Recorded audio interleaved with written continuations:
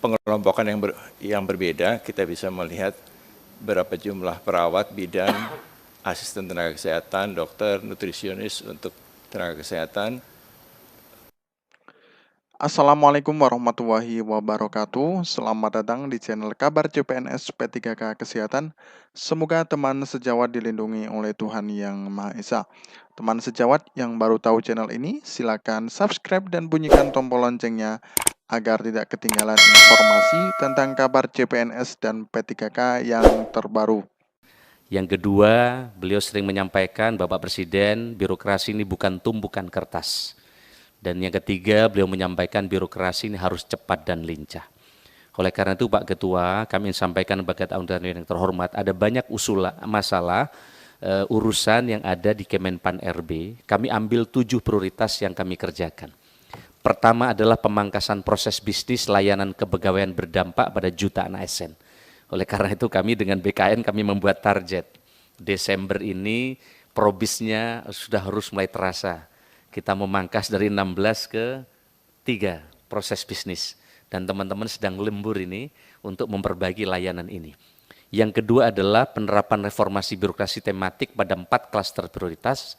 Dan yang ketiga yang malam ini, Bapak Ibu sekalian yang akan kami sampaikan adalah terkait dengan transformasi profesionalisme ASN berbasis digital, meliputi penyederhanaan birokrasi dan jabatan fungsional. Terkait Permenpan jabatan fungsional akan kami tuntaskan dalam beberapa hari ke depan, karena masih banyak pertanyaan terkait dengan jabatan fungsional yang kami selesaikan dengan teman-teman termasuk dari BKN.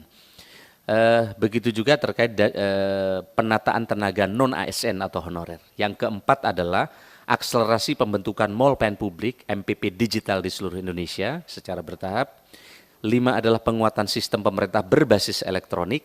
Yang keenam, percepatan penyusunan kebijakan kelembagaan dan tata kelola dana ASN menuju IKN Nusantara dan DOB Papua. Ini menjadi prioritas kami.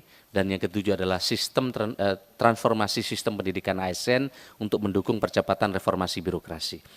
Begitu juga terkait Bloomberg menyatakan 4 besar ekonomi di 2050 ini terus menjadi slide kami supaya SDM kami dipersiapkan dengan baik dari hari ini. Meskipun kita menghadapi dilema-dilema yang berat.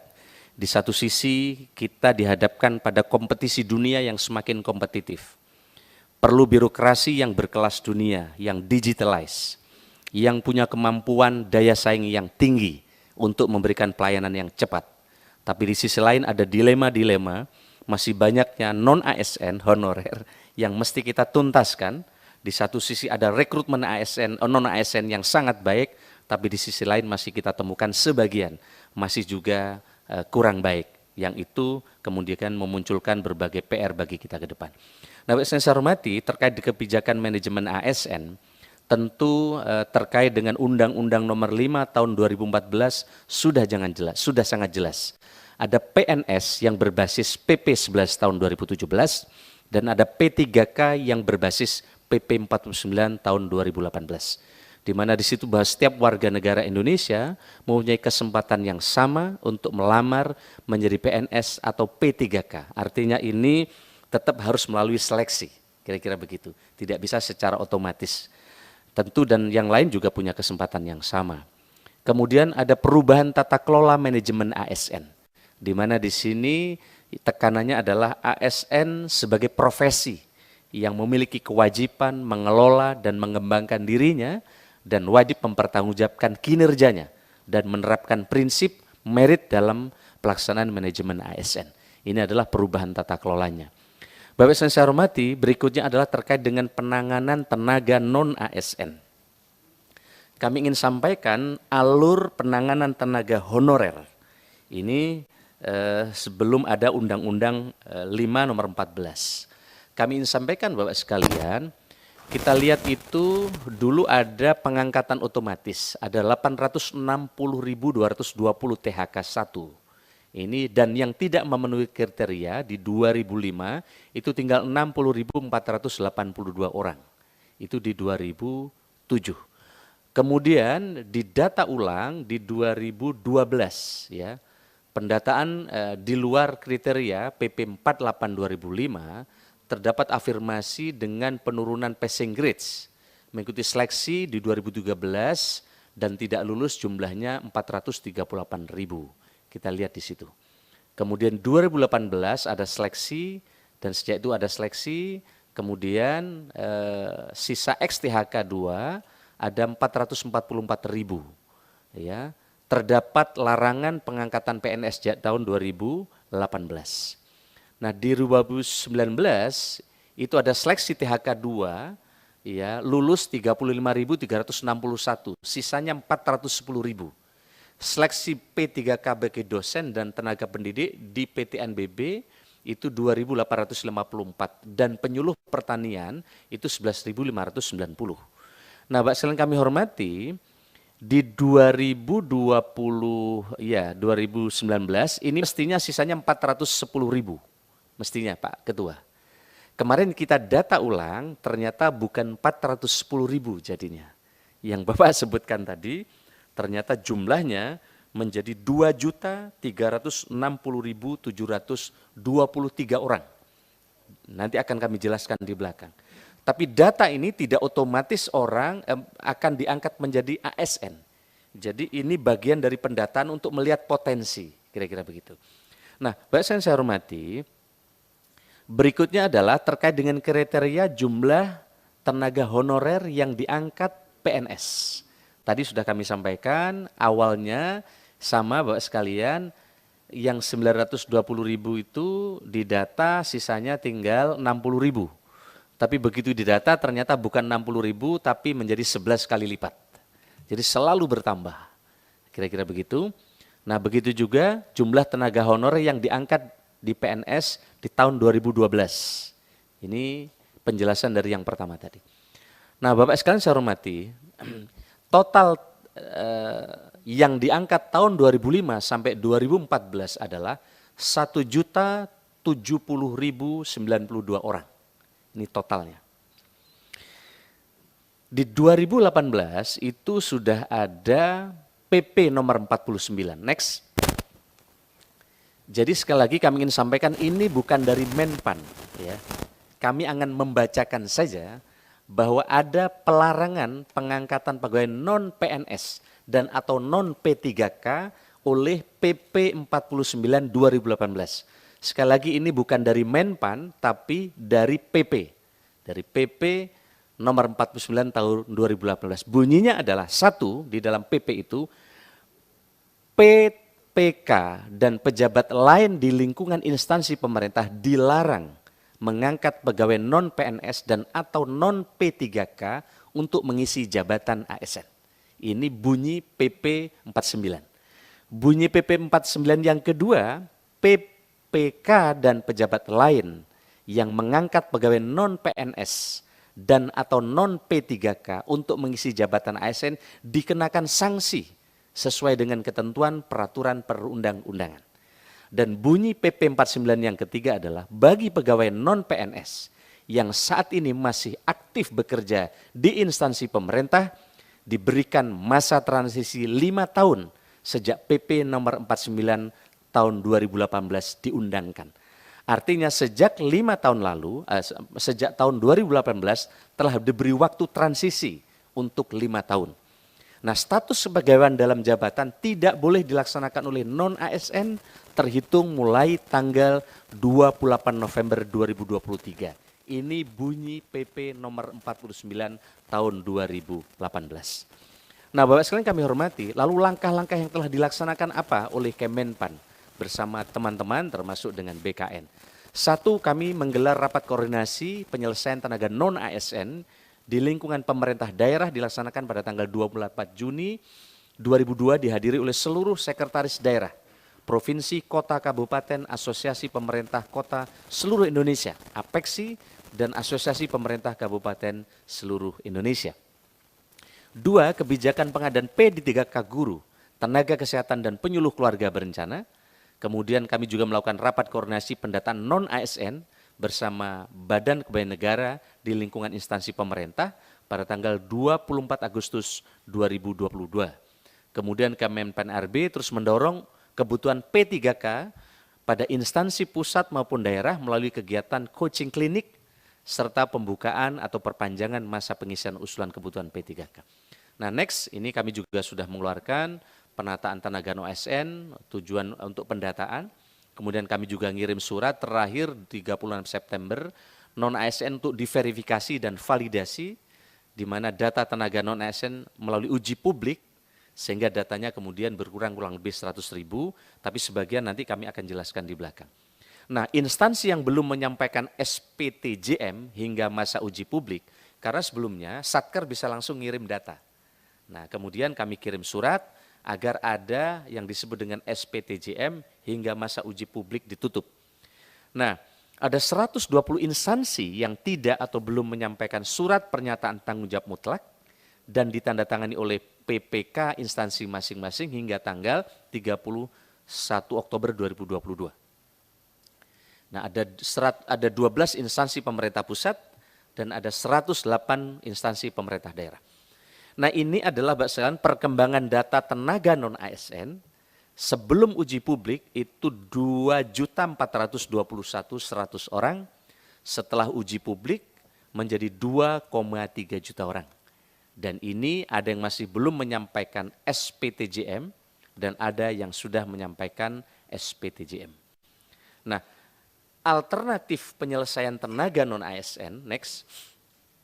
Nah, Bapak sekalian kami hormati, jadi terkait dengan banyaknya tenaga non-ASN ini ada opsi pertama itu diangkat seluruhnya menjadi ASN. Tentu beban negara akan sangat berat. Kita menghadapi tantangan kalau diangkat seluruhnya karena kualifikasi dan kualitasnya kita belum tahu. Ada sebagian kualitasnya sangat bagus, tapi ada juga kualifikasinya belum sesuai dengan kriteria yang dibutuhkan. Yang kedua opsinya adalah diberhentikan seluruhnya.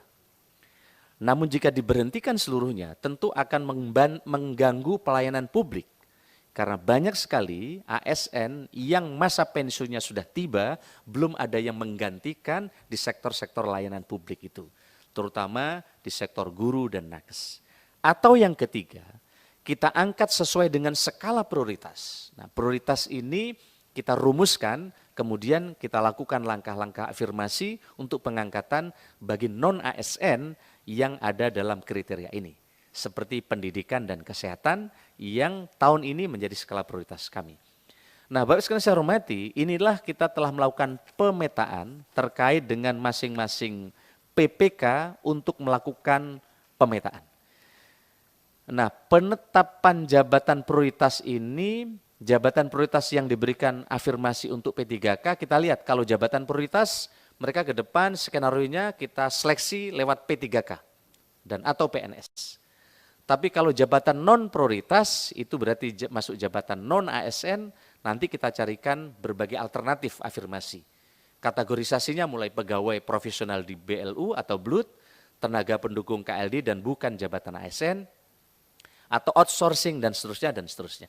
Intinya kami menyiapkan skenario bahwa seluruh ASN ini, seluruh non ASN ini yang berbakti kepada daerah, kita carikan beberapa alternatif yang mereka tetap untuk bisa mendapatkan pekerjaan.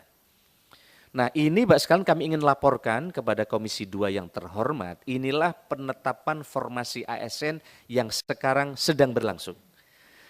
Nah, Mbak sekalian, di pusat itu ada 208.758 jumlah usulan, tapi jumlah penetapannya 93.197. Di daerah jumlah usulan 515.000, jumlah penetapannya 424.000. P3K guru 328.000, tapi yang penetapannya 319.000. Karena sebagian daerah tidak mengusulkan karena merasa tidak punya anggaran dan seterusnya. Nanti akan kami jelaskan di belakang. P3K tenaga kesehatan kita siapkan jumlah usulan 94.000, jumlah penetapannya 80.049 orang. Dan P3K tenaga medis 92.593, jumlah penetapannya 25.769.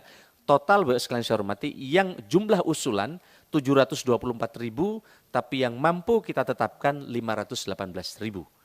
Proses pembukaan telah dilaksanakan untuk guru dan perpanjangan untuk tenaga kesehatan untuk yang terdaftar pada Dapodik, Kemendikbudristek, dan SIDMK, Kemenkes, serta THK2 yang terdaftar di BKN.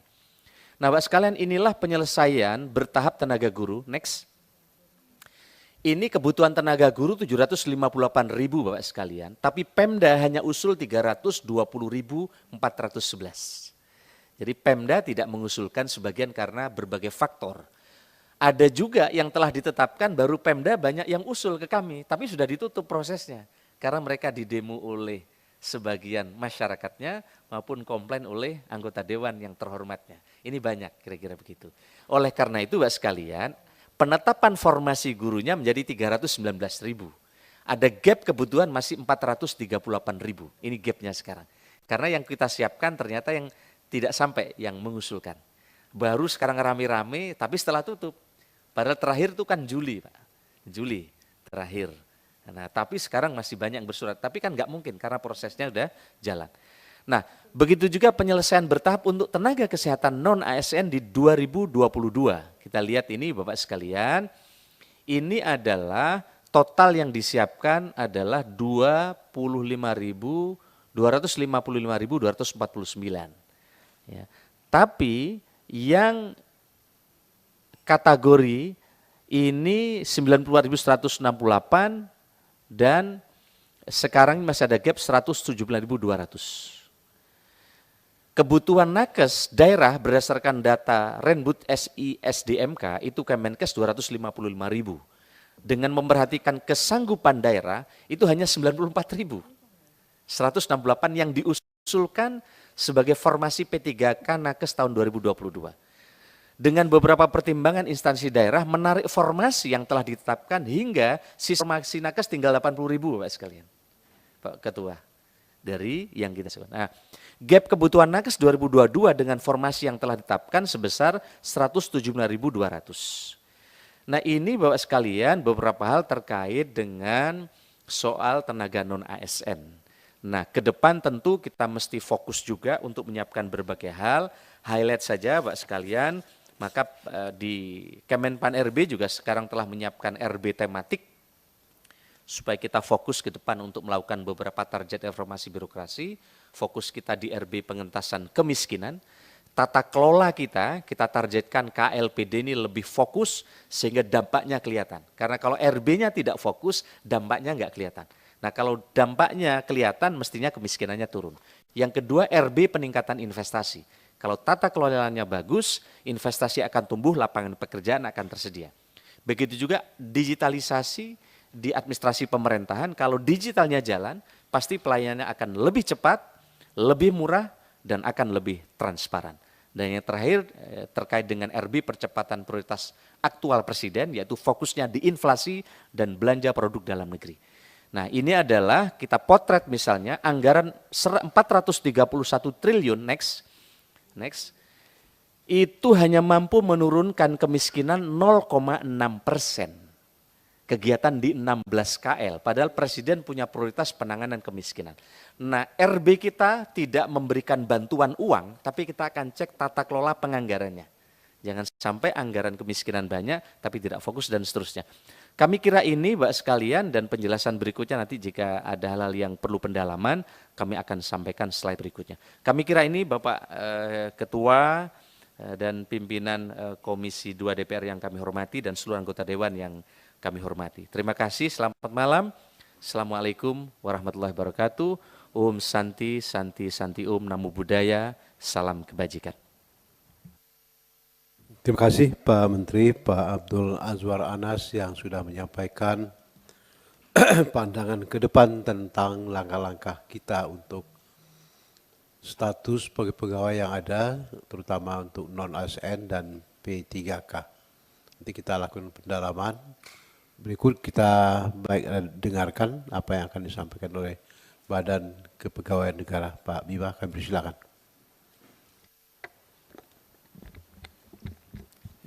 Terima kasih Bapak Pimpinan. Bismillahirrahmanirrahim. Assalamualaikum warahmatullahi wabarakatuh. Selamat malam, salam sejahtera untuk kita semua. Om Swastiastu, Namo Buddhaya, salam kebajikan. Yang terhormat pimpinan dan para anggota Komisi 2 DPR RI, yang terhormat Bapak Menteri Pan-RB beserta jajaran, dan para hadirin yang berbahagia.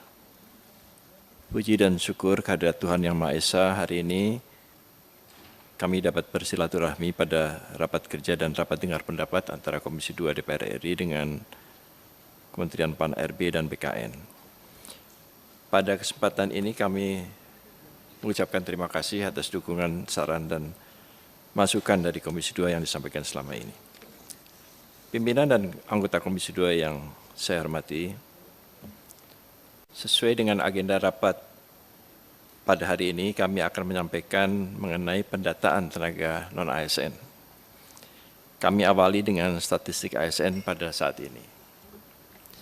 Kalau kita melihat statistik ASN pada saat ini, jumlah PNS ada 3,9.556.018 orang. Sedangkan PPK yang sekarang ini sudah bekerja, sudah ditekan nomor induknya sebesar 359.163. Dari jumlah total itu, 54%-nya adalah wanita, sedangkan 46% adalah pria.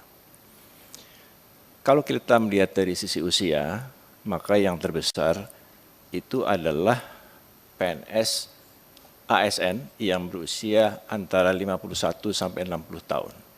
Ini bulknya, jumlahnya paling besar, 1.494.994 orang.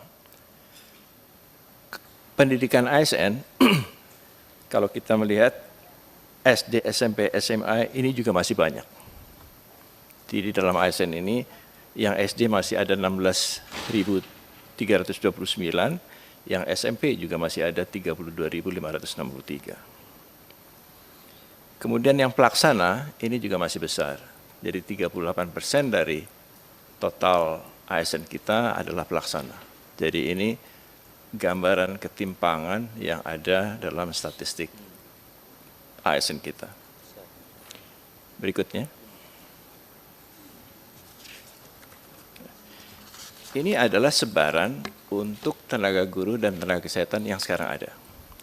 Jadi semakin gelap warnanya itu semakin banyak. Jadi kalau kita lihat tenaga guru di Jawa dan tenaga kesehatan di Jawa itu jumlahnya lebih besar. Akan tapi ini bukan berarti ketidakseimbangan. Karena kalau kita melihat jumlah yang gelap di Jawa itu melayani lebih banyak orang daripada misalnya jumlah yang terang di Papua.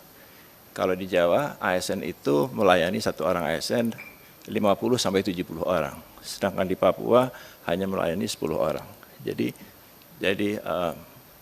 ini bukan berarti ketidakseimbangan, tapi distribusi yang memang tergantung dari jumlah populasinya. Berikutnya.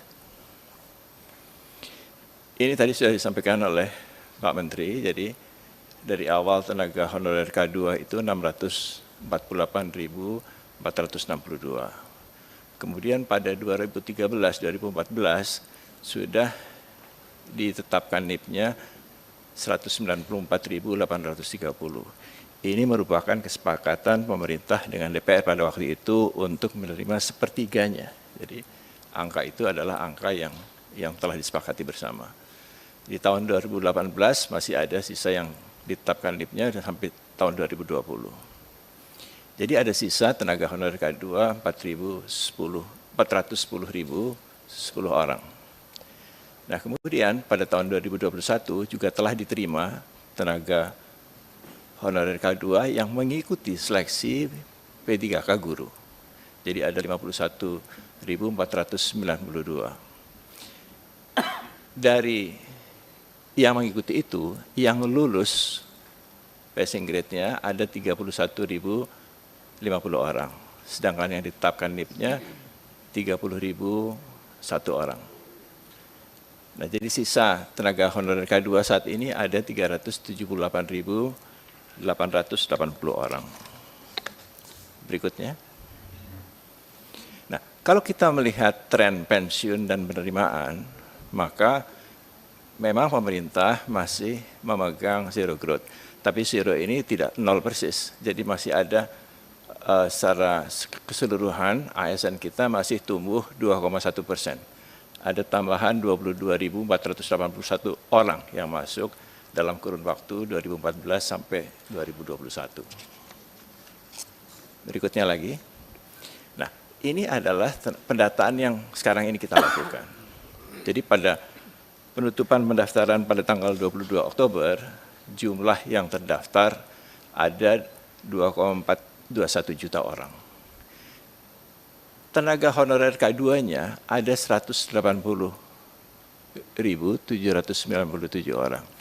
Ini memang akan menjadi pertanyaan, kenapa angka 378.000 itu yang mendaftar tenaga honorer ada 180.797.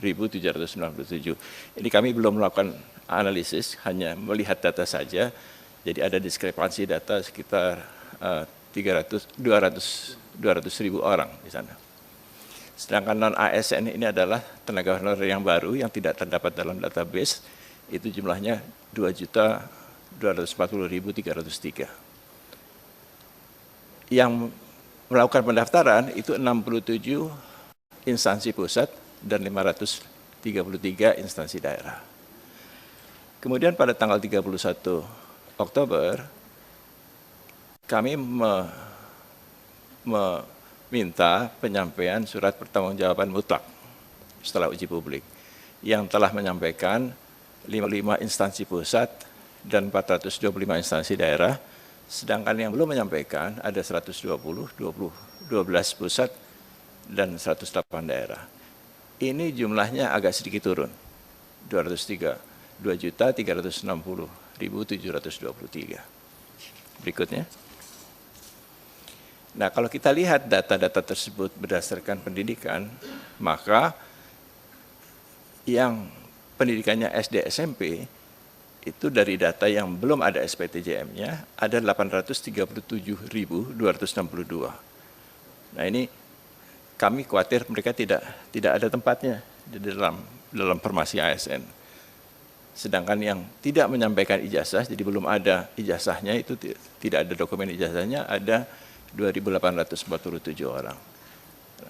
Ini jumlahnya menurun dalam penyampaian SPTJM oleh PPK-nya, pejabat pembina kepegawaiannya. Jadi untuk yang lulusan SD SMP, diploma maupun yang tidak menyampaikan ijazah turun, akan tetapi yang sarjana itu meningkat sedikit. Berikutnya. Nah, kalau berdasarkan instansi ini tadi sudah kami sampaikan, ada total 600 instansi, tapi yang menyampaikan SPTJM itu yang belum ada 120 instansi saja. Berikutnya lagi. Nah, kalau kita kelompokkan berdasarkan jabatan, maka jabatan untuk administrasi dan teknis ini masih besar jumlahnya.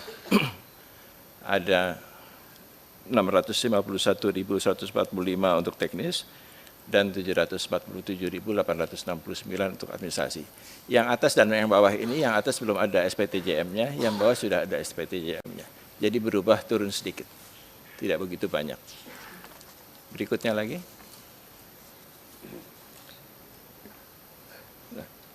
Kalau kita lihat dari breakdown berdasarkan tenaga honorer K2 dan non-ASN, maka untuk pendidik itu yang masuk kategori tenaga honorer K2 ada 45.604, sedangkan yang non-ASN ada 686.858.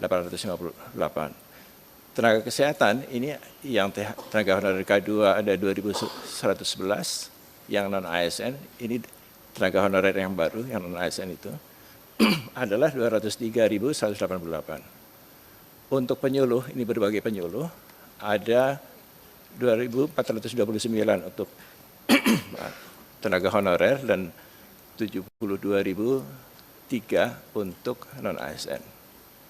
Sedangkan teknis administrasi ini masih paling besar jumlahnya. Teknis 57.733 dan administrasi 72.251 dari tenaga honorer, dan untuk non-ASN 552.722 dan 665.824. Jadi ini jumlah yang besar untuk tenaga teknis dan administrasi. Berikutnya lagi. Nah, ini kalau kita lihat dari pendidikan dan jabatan, yang berpendidikan SLTA ke bawah itu masih besar. Sedangkan dari jabatan, administrasi, dan teknisnya itu mencapai 57%. Berikutnya. Nah, dari yang mendaftar, 10 instansi pusat dengan jumlah terbanyak itu yang paling banyak Kementerian Agama. Memang Kementerian Agama ini jumlah ASN-nya paling banyak di Indonesia. Jadi ada sekitar 230.000 ya, kalau tidak salah totalnya. Dan ini ada tambahan, mereka menginginkan 133.000 lagi. Jadi kalau ini tampung semua, itu jumlahnya akan menjadi 360.000. Nah ini 10 yang terbanyak, Bawaslu nomor 10, 7.729. Sedangkan 10 instansi daerah dengan jumlah terbanyak itu yang paling atas adalah Provinsi Jawa Barat. Nah, kota Surabaya ini juga besar. Ini jadi agak lucu juga, kota Surabaya ini honorernya lebih besar dari banyak provinsi. Ada 17.736. Dan jumlah-jumlah dari instansi daerah lainnya. Berikutnya. Ini pengelompokan yang berbeda, kita bisa melihat berapa jumlah perawat, bidan, asisten tenaga kesehatan, dokter, nutrisionis untuk tenaga kesehatan, untuk tenaga pendidik ada guru dan dosen, penyuluh juga banyak sekali, penyuluh agama, penyuluh pertanian, penyuluh KB, penyuluh kehutanan. Untuk tenaga teknis ini ada tenaga pengelola, satuan pengamanan, ini Satpam ini masuk dalam tenaga teknis, tenaga kebersihan, ini juga masuk ke dalam kelompok teknis, dan tenaga administrasi. Ini baik administrasi umum, pendamping klien, operator sekolah, operator siak, dan operator dapodik. Berikutnya. Nah ini pengelompokan berdasarkan masa kerja. Jadi tenaga honorer non-ASN yang masa kerjanya di atas 11 tahun itu besar sekali. Ini sedikit agak mencurigakan karena dengan masa kerja seperti itu, mereka seharusnya masuk dalam kategori tenaga honorer K2. Tapi masih banyak ternyata yang bekerja di atas 11 tahun itu yang masih non tenaga honorer K2, jadi tenaga non ASN sekarang ini. Jadi saya tidak tahu ini angka dari mana sebetulnya, karena kalau itu dengan masa kerja seperti itu, mestinya mereka masuk tenaga honorer K2 dulu gitu. Nah itu ini mungkin perlu kita validasi lebih lanjut, kenapa angkanya menjadi sebesar itu. Nah, kemudian dari sisi gajinya, ini gajinya juga agak aneh juga. Ada yang di atas 10 juta, banyak juga itu yang gaji non-ASN di atas 10 juta. Ada 5.943, tapi ada juga yang tidak punya gaji sama sekali, kosong. Jadi ini juga agak mengherankan kenapa mereka bekerja sebagai non-ASN tapi tidak bergaji sama sekali. Itu ada 261.023 orang. Mungkin mereka tidak dibayarkan dari APBD sehingga tidak ada bukti untuk membayar gajinya. Nah biasanya dibayarkan dari saweran SPPD atau dana taktis dan lain-lain yang tidak bisa dipertanggungjawabkan pengeluarannya sehingga tidak ada kwitansinya. Berikutnya. Ini tadi mungkin sudah saya lewatkan saja. Berikutnya lagi. Oh, mungkin sebelum itu gambar yang itu tadi. Sebelumnya lagi. Sebelum ini. Nah, ini ada yang diusulkan yang tidak sesuai dengan kriteria dari surat Menpan. Jadi ada yang masa kerjanya di bawah 1 tahun. Itu tidak termasuk dalam kriteria itu. Itu ada 8.159. Kemudian juga ada yang usianya di atas 56 tahun, itu juga tidak termasuk dalam kriteria. surat. Itu ada 1.599 orang.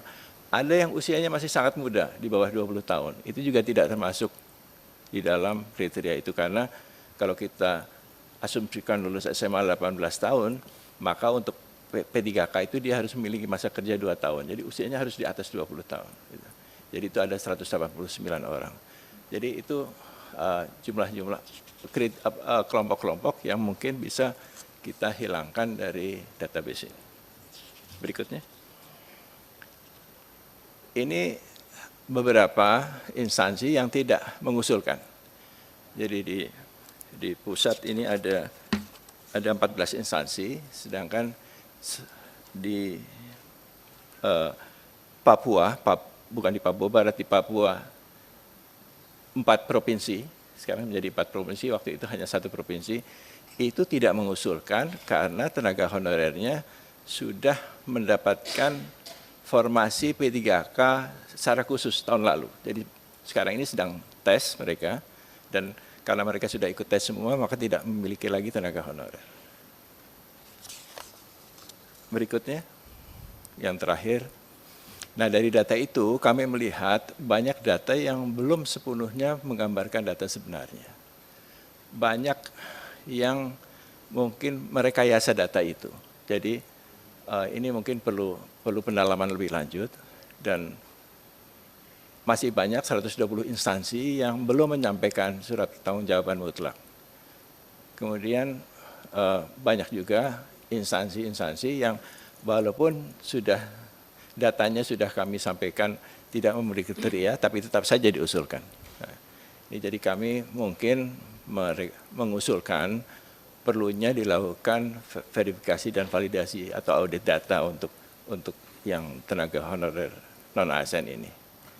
Saya kira demikian Bapak Pimpinan, anggota Komisi 2 yang terhormat yang dapat kami sampaikan, dan atas perhatiannya kami ucapkan terima kasih.